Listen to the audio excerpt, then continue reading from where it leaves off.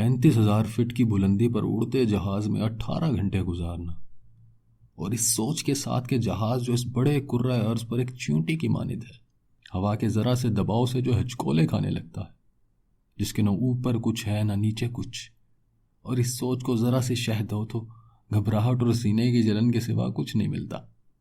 मैं जो लाहौर से कराची जाते हुए हवाई सफ़र पर ट्रेन को तरजीह देता हूँ, मुझ जैसे शख्स को 18 घंटे हवा में रहना था। किस लिए? न्यूयॉर्क देखने के लिए।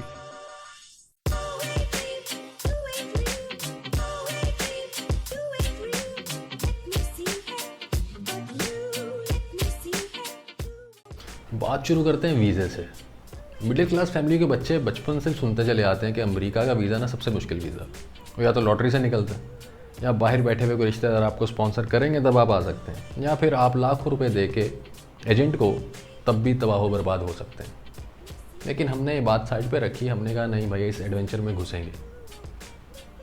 दुनिया लाख सोचे कि लड़का नौकरी या छोकरी के लिए जा रहा है, लेकिन हमने जाना था घूमने और वापस आ जाना था। पाकिस्तान के दारुल हुकूमत इस्लामाबाद में अमरीकी सफारतखाने के फर्स्ट फ्लोर पर बने वीज़ा सेक्शन की 7वीं खिड़की में बैठी एक गोरी उधेड़ उम्र खातून को पता नहीं क्या सूझी, उन्होंने मुझे वीज़ा दे दिया। लेकिन बात यहाँ ख़त्म नहीं होती, यहाँ से शुरू होती है।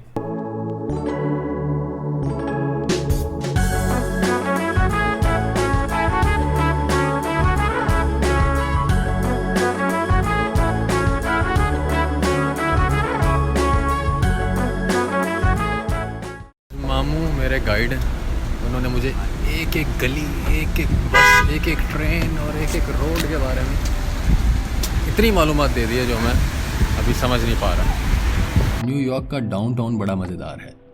कहीं वॉल स्ट्रीट में खरबों की बातें चल रही हैं तो कहीं लिटिल इटली और चाइना टाउन की गलियां इन दोनों मुल्कों के रवायती खानों से महक रही हैं। एक तरफ ब्रुकलिन ब्रिज अपना सहर तारी किए हुए है और दूसरी तरफ वर्ल्ड ट्रेड सेंटर का नया टावर मुस्तकबिल की इमारतों का ट्रेलर दिखा रहा है। कहीं तारीख गलियों में क्लब्स और बार खुले हुए हैं और कहीं बड़े बूढ़े समंदर किनारे बैठे डूबते सूरज को देख रहे हैं।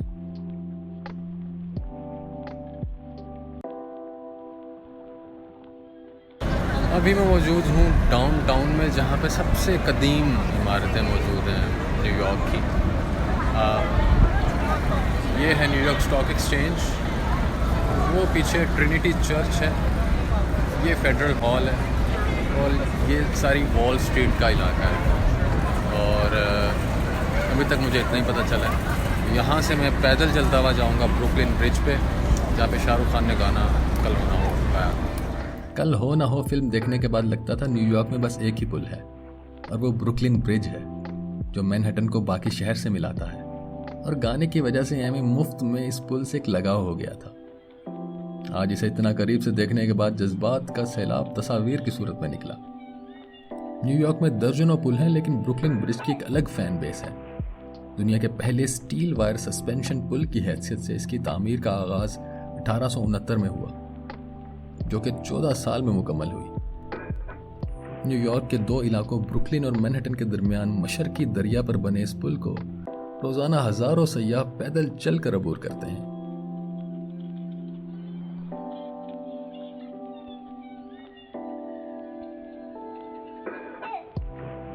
अभी मैं चाइना टाउन में घूम रहा हूँ, लिटिल इटली से चाइना टाउन में आया हूँ पैदल चल के।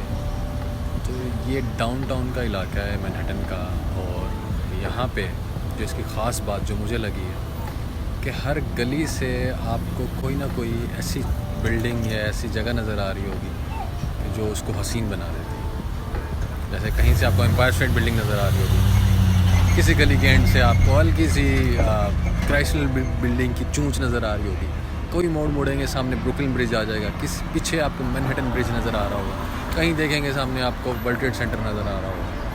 तो और एक ये ब्रुकलिन का इलाका विलियम्सबर्ग है, जहाँ दरिया के किनारे और पुल के साथ ये पंप ट्रैक बना हुआ है, जिस पर एडवेंचर के दिलदादे साइकिलें उड़ाते नजर आएंगे और साथ ही लंबे लंबे लड़के वॉलीबॉल हवा में उछालते दिखाई देंगे।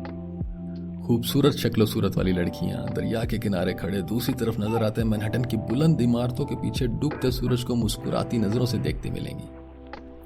और उधेड़ उम्र मर्द व ख़वातीन विलियम्सबर्ग के पुल के नीचे से दिखते दूर कहीं खड़े मुजस्मा आज़ादी के सामने तस्वीर बनवाते खुश व खुर्म नजर आएंगे। पानी में फराटे भरती फेरियां मुसाफिरों के हजूम को सैर करवाती फिरती हैं। घास पर खेलते नन्हे मुन्ने बच्चे अपनी माओं की नज़रों से ओझल होने की फिक्र में हैं। और मैं इन सबके करीब से गुजरता हुआ कोई हलाल रेस्टोरेंट ढूंढ रहा हूँ।